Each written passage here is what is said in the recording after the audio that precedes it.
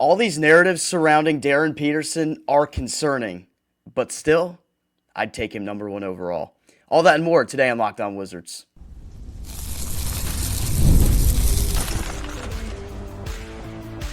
You are Locked On Wizards, your daily Washington Wizards podcast, part of the Locked On Podcast Network. Your team every day. DC family, you are locked on to the Washington Wizards, where you're part of our family. We thank you for making Locked On Wizards your first listen every single day. We're part of the Locked On Podcast Network, where it's your team free and available every single day. We're brought to you by 5 Hour Energy. Have your cake and drink it too. The new birthday cake flavor is back. No fork needed. Vanilla-y, cakey flavor, caffeinated kick, and no sugar. It's party time. Order now at 5hourenergy.com or on Amazon alongside the DC sports content creating Strober and Abdullah Ayubi. I'm Ben Strober, and I cover the Washington Wizards for Roundtable IO. AB, happy Friday. Happy Wizards Pacers, round two. What we got today? I saw your tweet that Aaron Nesmith and Andrew and Nembhard aren't playing. I mean, who saw that coming, Ben? Those guys honestly were better tank commanders, I think, than some of the other Indiana players. But I'll get into that in the third segment. On today's show, we talk about Darryn Peterson, who continues to surface the headlines of college basketball for a lot of good reasons because of how talented he is, but a lot of concerning things. And I do have some concerns about Darryn Peterson, but we'll tell you why today. I think the talent is just too much. We also talk a little bit more about why this team really does need to pick in the top 5 of this draft, how important it is in terms of completing this rebuild, and then we'll talk a little bit more about some of those updates for Wizards Pacers tonight. Here today on Locked On Wizards, Darryn Peterson, all this stuff that's surrounding him is getting a little bit hard to defend, AB. And I'll be honest, a couple weeks ago I would have told you I had no concerns. Right now, I do have some concerns. But with that being said, I'd still take him first overall. I don't know how serious my concerns are, but I think there are some. So the other night, Darryn Peterson knocks down a three-pointer in front of his head coach, Bill Self, and then immediately asks to be subbed out of the game, allegedly. Let me preface it with allegedly, because today Bill Self had a press conference and said that a lot of these narratives that exist around Darryn Peterson aren't true. Whether or not that is actually the case, the fact that he isn't finishing games right now is a bit concerning. And I completely understand the sentiment where you say, hey, like I'm a guy that's projected to go top 3 in this NBA draft. I'm talented. Everybody can see it. I scored 23 points in 18 minutes of this game. Everybody understands that. But if you're a guy that is out there not finishing the game because you're worried about getting hurt or whatever because you've been dealing with some injury stuff this year, I understand that completely. However, the thing that a lot of people have said, and I agree with the sentiment here, is that, like, how much of a competitor are you? Does that actually matter in terms of where you want to be as an NBA player? Will that type of behavior translate in a negative way in the NBA, saying, like, this guy's not competitive enough because he's not out there trying to elevate his team every single night? He's not super serious about winning at this level. Is it because he's serious about winning at the next level? It remains to be seen, but I think his talent right now is still too much for me personally to pass on at number one, but I do have some concerns with this type of behavior, AB. Yeah, and you bring up allegedly. I saw the clip of where he hit a 3. I don't know if it was in the first half or second half of a recent game for Kansas, and coach just subs him out. To me, Ben, and I understand the talent is there, but it's a big concern. Going into the season, I was a big DyBansra guy, and when him and Darryn Peterson matched up, Darryn Peterson took over and took the spotlight and ran with it, and BYU or Kansas ended up winning that game. But for DP, this is your job. You're getting NIL money to go out there and play. As much as we talk about how much people are making NIL, it's a serious thing now where there's not really, at least from what I know, Ben, there's not a minimum amount of games you have to play. It's, okay, I'm going to get mine, and that's it. To me, that kind of, I don't want to say locker room cancer, but that could get to that extent if you're in a locker room where if you're Kansas and you're trying to go out there and compete, if you're Darryn Peterson's teammate, do you really care about the team or you just care about yourself? And rightfully so. You want to go out there and make sure you're healthy, don't get hurt. But, man, it's just a little concerning because that's going to be asked upon him when NBA teams decide to interview him. And talent-wise, I still think he's number 1 overall. And people bring up Kyrie Irving, Ben, real quick. Kyrie Irving was injured. He only played 11 games. Mm-hmm. But with Darryn Peterson, it's just such an interesting dilemma that I'm still struggling to grasp. And another thing we can compare this to actually is Cooper Flagg. Flagg was a 17-year-old kid at Duke that knew he was going to be the first overall pick in last year's draft, and he still galvanized his team and led his Duke team, what was it, to the Elite Eight or something like that before they kind of fell apart against Houston at the end. Flagg was a guy that was a serious competitor, and I think he's been a big-time competitor in his rookie season with the Dallas team that just hasn't lived up to what it thought it would be this year, and I think Dallas is part of those tanking conversations now, actually, which is shocking to me. But, if they get the first overall pick again, then Lord, have mercy if they get Darryn Peterson on their team. But, AB, my question for you, because I've talked a lot about this. I talked with Drew Gooden yesterday about this as well. College athletes just aren't looked at the same way anymore because of this NIL stuff. And even Jalen Johnson, a few years back in the COVID season or before the tournament, so I don't think it even ended up mattering in the grand scheme of things, but on February 15th of his season, he forgoed the rest of the college season to focus on the NBA draft, and he's turned out to be a rising star for the Atlanta Hawks. So you could look at it from that perspective and use that context and say maybe this isn't too big of a deal. But because now you have guys that make millions of dollars to play, they just don't get looked at the same. And last year, like, the real indication of this to me was Coleman Hawkins last year. He was on Kansas State, I believe, a guy that transferred out of Illinois, and he broke down in tears after they had a rough season. He didn't play very well. He was saying people were sending him hateful messages and were being really hard on him for playing bad. And the argument was saying, dude, you made $2.5 million this year. I don't feel bad for you. I don't care that you're 19 or 20 years old. If you're making $2.5 million, the expectation is that you go out there and play, and you play well. And Darryn Peterson just hasn't finished games. So that's why the narrative around him exists. And Bill Self said that today. He said if Darryn Peterson wants to change that narrative, like finishing games will change that narrative for him. But do you think a lot of people are more worked up about this issue because of the NIL money and what exists in college sports today?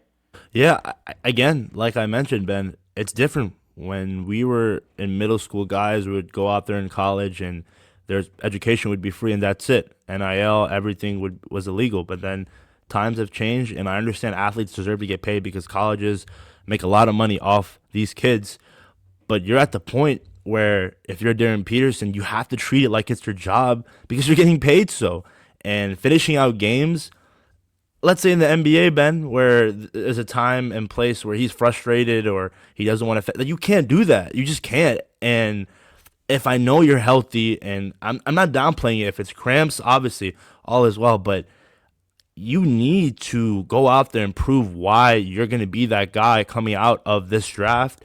One thing I love about AJ, and I'm a big wing guy when it comes to basketball, that's why I was a big fan of him over DP.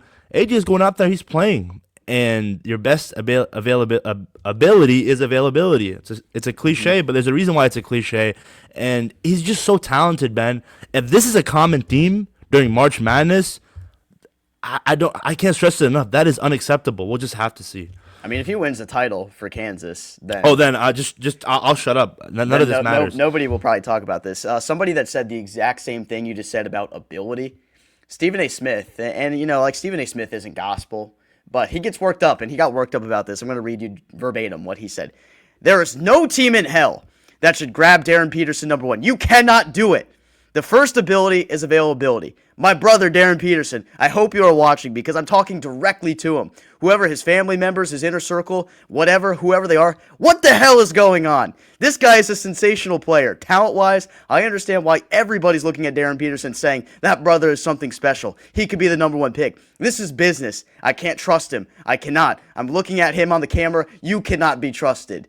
Do you agree with Stephen A. Smith here, AB? I mean, from what we've seen, I don't want to say he's 100% right, but I don't want to say he's 100% wrong, man. If this is a problem when the tournament begins, then I'm going to be frustrated. And probably a lot of Kansas fans. And this Kansas team beat the number one team in Arizona without Darryn Peterson playing. So it could cause problems and be a distraction in their locker room. And do you want that on a Wizard squad that's trying to find their star? I think Darryn Peterson can be a star, but I feel like we just haven't seen a case like this, at least recently, Ben, where the kid is so talented and we don't think he's hurt. I don't want to undermine the cramps issue, but if you see videos of him literally just telling the coach to sub him out, it's to me it just seems like something out of a movie. It doesn't make any sense. And then the great Kendrick Perkins, he brings up the fact that Darius Acuff from Arkansas is the best guard that John Calipari coached in his career as a coach and head coach. And look at the guys that he's been underneath or taught John Wall, Jamal Murray, Darren Fox, the list goes on. And there's a lot of fans that think Darius Acuff is making a rise to potentially being a top 5 pick. We'll have to see. But Ben, if this is a problem again when the tournament starts, I can't defend this kid anymore. But what if he just ducks to DC? What if Washington picks 4th, but he ducks the other 3 teams to get to DC? Then, like, if he falls to 4 and you don't take him, is it not malpractice? It's like this is where it gets complicated. Av. Yeah, I said this yesterday, but if I'm him, he's not going to want to play in Utah, dude. There's no chance. He's not going to want to play in Sacramento with the amount of money that he's going to be taxed and playing for a small market team. I know DC people consider it small market, but I mean Sacramento, they need to rebrand and just go to Seattle. I just don't want to play in Sacramento. I don't think anyone in the right mind would. Yeah, no, that's a good point. All right, let's continue this conversation and tell you why the Wizards really do need a pick in the top 5 here when we come back. You ever wanted to experience the NBA Finals live and in person? FanDuel is giving you the chance to turn that dream into reality with their NBA sweepstakes. Here's how it works. Use your profit boost on any NBA future, and you'll automatically be entered for a shot to win an NBA Finals trip for 2. That's right, flights, tickets, the whole experience. If you're already looking at the board and thinking about which team can make a deep run, not the Wizards, this is the perfect time to lock it in. I love futures this time of year, whether it's picking a team to win the championship or grab a conference title. It adds that extra layer of excitement to every game down the stretch. Everybody going to be locked in on the Pistons now that they just keep putting belt on the Knicks every single time? I don't know. We'll have to see. And now not only can your pick cash, but it also could send you to the NBA Finals. Visit FanDuel.com to get started. Use your profit boost on an NBA future and get entered for your chance to win a trip to the NBA Finals. Play your game with FanDuel, the official sports betting partner of the NBA. New year, new systems. This is the time when a lot of us look at the messier parts of how we run our business and think there has to be a better way. And there is. Streamlining your communications is one of the quickest upgrades you can make, and that's why today's episode is brought to you by Quo, spelled Quo, the smarter way to run your business communications. When your team is reachable, organized, and communicating in one place, you're not just working cleaner, you're creating more opportunities to connect with customers. I love how simple Quo makes everything. Your whole team can call and text from one shared business number so nothing gets missed. Everybody sees the full conversation thread, which makes replies faster and more personal. Works right from your phone or computer, and you can even keep your existing number. Quo's smart AI tools automatically log calls, summarize conversations, and highlights the next steps, so details never slip through the cracks. No surprise that the Quo is the number 1 rated business phone system on G2, trusted by more than 90,000 businesses from solo operators to growing teams. Make this the year where no opportunity and no customer slips away. Try Quo for free, plus get 20% off your first 6 months when you go to quo.com/LockedOnNBA. That's quo.com/LockedOnNBA. Quo. No missed calls, no missed customers. Still like on the conversation here about Darryn Peterson. AB, I was having a conversation with somebody yesterday at the game, and I said at the end of the day, it's not you or I's job to determine where Darryn Peterson or any of these guys fall in terms of character, because we know the Wizards have done a lot of due diligence in the last couple of draft classes to really study the personalities they've looked at and worked out with. And we know that's like an important factor of the type of guys they want to bring in the ability. They have really lived up to this standard here where like they love guys who are competitors and love basketball. And now people are like saying out there, Darryn Peterson doesn't seem like he loves basketball. So honestly, like I trust the Wizards front office to make a determination whether or not they feel like Darryn Peterson is a good enough competitor to be in their building, because that's what's going to come down to. He has the talent. He's the most talented player in this whole draft class. He's one of the most talented college players we've seen in quite some time, in all honesty, just in terms of what he can actually do with the basketball in his hands. So it's going to be up to the Wizards front office to make this type of determination. And like I have a decent amount of faith based on the guys they've brought in previous seasons. Like what is your take on that? Yeah, I completely agree. What Will Dawkins and his front office have done since they've taken over, I love what they have done. basically approve of every move, and you can nitpick on some trades that should have been done earlier rather than later. But when it comes to evaluating talent, we see with the 2024 draft class, a draft class that was labeled weak, you get Sar at 2, you trade Avdia, you get Bub, and you also get Keyshawn late, and Keyshawn's a rising star. With Trey Johnson, lottery luck wasn't on your side. He falls to 6, you grab him. Will Riley, Jameer Watkins, guys that can go out there and impact the game. Defensively, Jameer Watkins is really, really good. He's only going to get better. Offensively for Will, hopefully we see him tonight. A lot of Wizards fans were frustrated by the fact that he only played 4 minutes, but again, if he goes out there and play, he's going to help you win games. So it's just a interesting situation that the Wizards are currently in post All-Star break.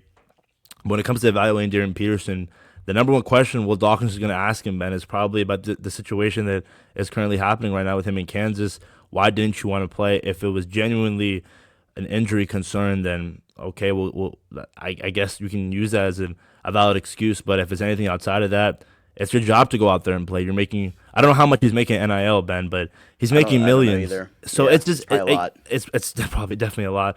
I just wonder if this could lead to potential problems in his NBA career. Because I'll say it again, Kyrie Irving was genuinely injured. So that's something that you have to counter. But what about Anthony Edwards, though? Because I think he got the not liking basketball label. And Anthony Edwards isn't like a saint by any means. I know he's had some of like the weird issues with like all the kids and then paying the child support money up front. Like, I don't want to speak too much on his personal things that he's had going on in his life. Like, he's not a member of our team, but he's a really talented player, and he's one of the faces of the league right now because of how good he is. And like, I think he turned out just fine for a guy that people, I think, labeled pre-draft process was a guy that didn't really like basketball, and there were concerns about that. He seems like he's panned out just fine. Are we going to see something similar here in Darryn Peterson? We might. Like, the NBA, this is what you work your entire life for, to get to the league. So to think that Peterson would act the same in the league as he would in college, I see it as unlikely personally. I just don't see him having the same mentality that he does in college basketball right now. I truly do think because he's making money and he's on a team that has legitimate hopes of winning a national championship, this is where the concerns arise. And there's frustration from within because Bill Self will defend him. Like, Bill Self is an honorable coach. He's a great person. He's a great coach, and he's going to protect his guy out there. But you know this is probably has to be so frustrating for him. Like, this is a guy that you probably had to work really hard to get into your building. You have to pay him significant money.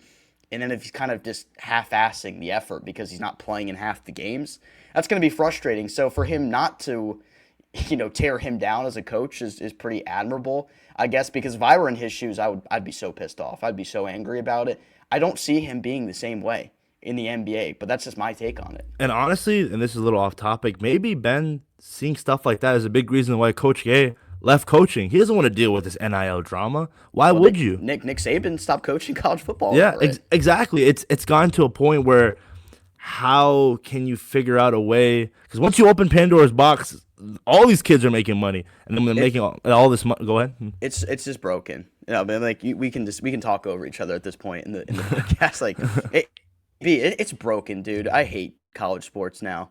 They're not fun anymore. Last year, all the 1 seeds made the Final Four, and everybody is 23 or 24. Like, this ass is broken. So you're telling me you would be upset if Kyrie Walker played for the Terps at 25? Like, I don't blame him, but I blame the system. It doesn't make any sense. And Maryland's in such a dire straight spot right now. But they have a great class coming in next year, so I'm not. Yes, sir. I saw Buzz Williams at the Wizards game yesterday. Oh, awesome! But I was like, dude, what the hell, Buzz Williams? What's up, man? I should have taken a picture, but apparently he doesn't use a computer or phone or anything like that. So he probably wouldn't even know what a phone is if I pulled it out and showed it to him. I'm just kidding, but I thought it was interesting that I saw him out there. But yeah, college sports is in a really delicate and rough spot, and I think the way people have started to treat the athletes, Darryn Peterson included, is why like these type of conversations about attitude and habits of players exist now. Yeah, man. Take me back to those days, Tim Tebow and that Florida team where it was literally you end up dying on the football field. But it's different now because, again, all these kids are making, even guys that are riding the bench, they're making more than guys that went to a college and got a 4-year degree. It's insane, man, how much money they're bringing in. And it's just a tough balance because you understand that they bring so much attention to the school and viewership and sales and merchandise. But the other side is it's going to get out of hand, and it gets to a point where players are just more concerned about themselves than the overall being of the team. And I just wonder, Ben, how far does Kansas go in the tournament? And if they win the tournament, I mean, none of this matters. Darryn Peterson, I still think he's the favorite to be number one. But before this concern, or before this dilemma of him pulling himself out of games, I thought he was a lock. But now I just don't think that anymore. I mean, he go down as a legend at Kansas if he wins them a tournament, even though they did win one 4 years ago. But that's well, we'll have to see. March Madness is pretty telling with a lot of these prospects. I know you're looking forward to it. I used to look forward to it more than I do now at this point because I think NIL has actually ruined the chances of like these smaller teams actually having these like really historic Cinderella runs. Like we're not going to see a St. Peter's run to the Elite Eight or whatever it was ever again. That's Loyola. Cooked. This is all cooked. It's all cooked, man. It's crazy That sucks. landscape that we live in with college athletics. All right, when we come back, got a couple more thoughts on this, and then some more people added to the injury report today. Wizards Pacers. Round 2 tonight. Welcome to the 5-hour energy flavor draft. We're looking at every aspect of this draft to let you know which tasty flavors are the best and which just might be the sleepers. The board is set, the flavors are ready, and only one is going to take the top spot. 5-hour energy has a wide variety of flavors, something for everybody. 5-hour energy shots give you a boost with zero sugar. First off, cotton candy 5-hour energy. That one is elite. If I'm drafting flavors, though, my top pick has to be Fruity Rainbow. It's bright, sweet. It doesn't have that heavy aftertaste. Confetti Craze is awesome, too, but Fruity Rainbow is definitely my number one. My sleeper pick, I'm going to go back to that cotton candy. I'm stocking up on that ASAP. It is just so good. It gives you the boost you need every single day. Find your new favorite flavor of 5-hour energy shots available online at 5hourenergy.com. or on Amazon.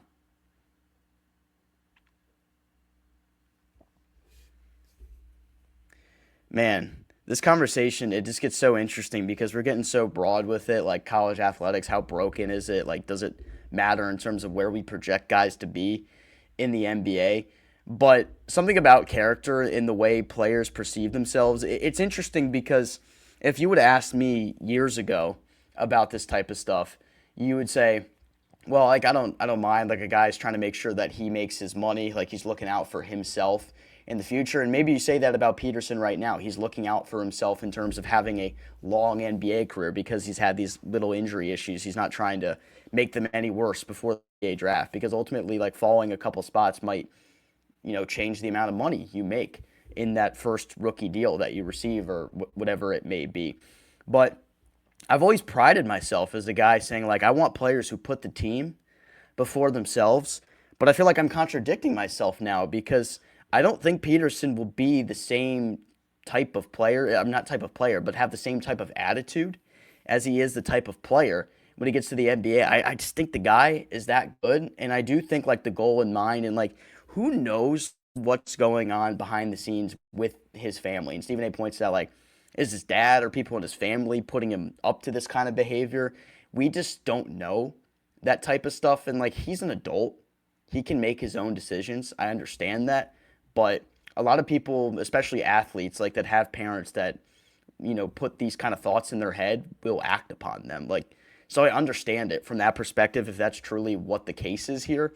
But, man, this is screwing with my mind right now, AB. It really is, because this type of behavior, if this were happening in the NBA, I would be like all over this dude's ass. Like, what is this guy doing? But am I just blinded by how good he is? I don't know. I think you might be. And again, I don't want to use the term cancer, that's too strong, but that's traits of it, man. Doing those types of things on the biggest stage in college basketball. And when you're in the NBA, is that going to be a problem? Is there going to be a day where the Wizards end up taking Darryn Peterson in one of these games where the Wizards aren't in it and they're down by 20, he's just like, "Yo, Coach Keefe, take me out." I'm exaggerating. I know it's not gonna. Hopefully, it's not. That's not the case. But you just have to think about it. I mean, look at the other guys. Cameron Boozer, he's a consistent double machine. Caleb Wilson, I know he went out with an injury, but he's very athletic and can guard 1 through 3 and just go out there and just impact the game. AJ DyBansra, I'll always say when it comes to being a wing, I think wings are more valuable in today's NBA compared to a guard. But that's not to say that Darryn Peterson is a potential superstar. I think he is when he's out there playing. So we'll just have to see how it all pans out. But I really wonder how long this will linger. How long will this be a topic of discussion? Because if he goes out there and just performs well in March Madness and there's no concerns about him pulling himself out, then this would be rest to bed, this discussion. But it just gets to a point, if you're a fan of these tanking teams, we really went through this whole year of rooting to lose just to get a guy that doesn't want to go out there and play. Well, I'm mentally prepared myself, and I keep saying this to everybody. Just watch. Watch what the national narrative will be if the Wizards get Darryn Peterson. If the Wizards get him, he will be labeled a bust, hates basketball, doesn't care about his teammates, loser, whatever. He'll be labeled that. DNP. Exactly. But if a team jumps in the lottery big time, Milwaukee, Dallas again, if Atlanta gets it or something like that from that New Orleans pick, I swear to God, they'll say he's a future Kobe Bryant. They'll say, nah, like none of these concerns are even valid at this point anymore. The kid is too good. These conversations that exist about the Wizards nationally are because people don't want to believe in the front office trying to build something. They don't want to believe that the Wizards can be a competent organization. LeBron giving them praise, it means a lot. That's a legitimate thing, I think. And a lot of people hate LeBron town, especially, which, I get it. He whispered in Gil's ear, like there's the history behind that. He's killed us in our building many times. But him to say that about the front office, means he's interested. And honestly, LeBron might actually be interested in playing for the Wizards. I'm just gonna put that out. Are you serious? I'm just putting it out there. He might be. I'm not advocating for it, but I'm saying he might actually be interested in playing for the Wizards. Weren't there 2 teams that he said, Cleveland and someone else, and there's 2 undisclosed teams? I don't know. Man, how great would that be, Ben, for us? It'd be so hilarious if they had. I'll tell you one thing. Then if LeBron James came to DC, Capital One Arena would probably look a little more active than it was this year. Well, I mean that could always be a factor in these type of decisions, but I don't know. He might actually, but just for him to say that though and put that notion out there, that's going to change the way national people who cover the NBA perceive it, because people will treat LeBron's words like it's gospel. All of a sudden, Robert Horry literally covers the Lakers. I bet you next time they ask him about it, he's going to be like, oh yeah, LeBron said they got some great young pieces, so it must be true. They must have some great young talent there. And it's just hilarious. So that's what got me super excited about his comments, because people take the stuff he says seriously. They're not going to believe you or I telling them that, or somebody else from this market. But if LeBron says it, they're like, you're right. You're right, LeBron. You know it. It's just, that's the perception is 99% of reality in these situations, AB. Yeah, and it's going to be rough, guys, trying to make content, because we all, at the end of the day, just want to sim this season and just get ready for the offseason and just see what decisions are made about Anthony Davis and Trae Young. And the offseason to me, Ben, begins on, when's the lottery? May 12th? 10th. May 10th. When that day happens, when we know what our draft pick will be, that's when the Wizards offseason begins, and hopefully being able to play out of not tanking anymore, and you're going to go out there and compete.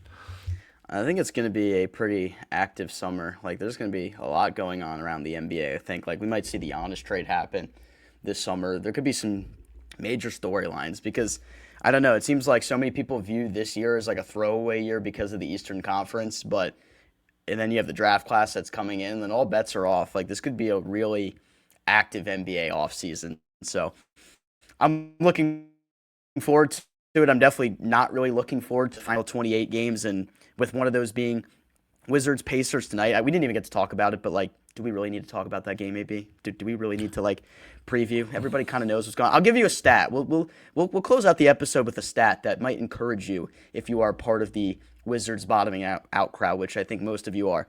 The Washington Wizards on back-to-backs not this season, sorry, since 2023, straight up 1-41. Wow. 1-41. That's an insane stat.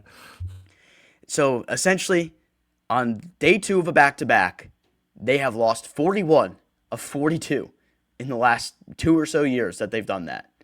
That is an incredible stat. That is remarkable. And they've gotten blown out in some back-to-backs this year, AB. Nesmith and Nembhard aren't playing today, but those dudes are better tank commanders, I swear, than the bench guys. And I make this argument, players that have their spots solidified on teams are more lackadaisical when it comes to this stuff. Andrew Nembhard and Nesmith are formidable NBA players, and they're not playing like it right now because they understand what the Pacers are doing, and they're not worried about their spots going forward. And I think that's why they don't play as well. The Wizards, I don't think anybody reserves the right to feel that way. Maybe some of the starters on this team do feel that way, but like I don't think in the Wizards starting lineup right now, maybe Sarr, I guess, who's not even playing. Nobody like should feel like their spot is safe, because when you're a team that's rebuilding and you're in the first couple of years of your career, like you got to show what you're made of every single night. So like those players are going to go out there and compete every single night. For a guy like Nembhard and Nesmith, though, I don't know if it's necessarily the case, but it might actually benefit the Wizards that those guys don't play tonight. You're telling me, Ben, Pascal Siakam's only going to be out for 2 games and then he's going to be fine? He's got he had a personal issue, and it's just going to take 2 days to recover from it. You know, whatever was troubling him mentally, he said, just need 2 games. Just need 2 games, coach. Man. Our coach decided he needed 2 days. He said, "Oh, no." He's like, Pascal, you didn't sleep well last weekend. I think you need 2 days off." You know I just thought about this recently. The biggest slap in the face to us Wizards fans would be if Dallas ends up with a top 3 pick. Kyrie's out for the year. They announced it. They're basically tanking. There wouldn't be any sense to them winning. I would hate it, Ben. If they shut down Cooper Flag, I'm going to be pissed. I mean, I'm going to be pissed. And so the Locked On Mavs host said they shouldn't shut him down. So evidently, the Locked On Mavs hosts, they pull some strings around there. They literally made an episode saying the cold open from Isaac Harris. Nico Harris needs to be fired right now. He got fired 2 days later. Hey, we got to get to that level where we can pull some strings, man. I don't know if we're gonna get to that point. I don't know if we'll get to that. I know they watch. I know they watch us, but I don't know if they really care. So. The one string is that JC retires as a Wizard. That's it. Yeah. Hey, Will and Michael. Yeah, we got to make sure Justin Champagnie retires. You're okay. I know you guys are watching, so let's make it happen, right? Yes, sir. Yes, sir. All right. Anything else, AB? Anything else tonight? God bless your soul if you're gonna watch this game tonight, like quarter 1 through quarter 4. You on a Friday night, enjoy it. Let's do it, man. All right, that'll do it for this episode of Locked On Wizards. We'll come back to you for the post-game coverage tonight. Wizards and Pacers. We'll have it for you here from home. But that'll do it for this one. Let us know your thoughts on Darryn Peterson in the comments below. Subscribe, like, do all of that jazz. Check out the Everyday Club. For my co-host, Abdullah Ayubi, I'm Ben Strober, DC Family. We sign off.